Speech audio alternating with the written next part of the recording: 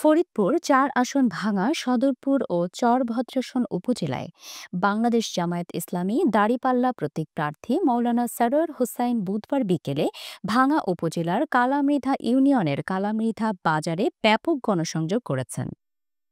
এই সময় মাওলানা সরওয়ার হুসাইন বিভিন্ন দোকানে দোকানে গিয়ে কুশল বিনিময়ের পাশাপাশি ত্রয়োদশ জাতীয় সংসদ নির্বাচনে জামায়াত ইসলামের একজন প্রার্থী হিসেবে নিজেকে সবার কাছে পরিচয় তুলে দেন।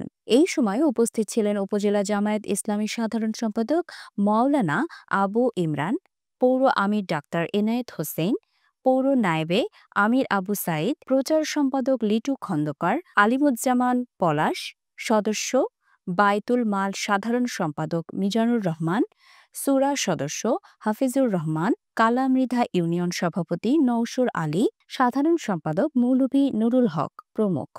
ইসমত আরা ইভা, নিউজ জি 24 ডেস্ক।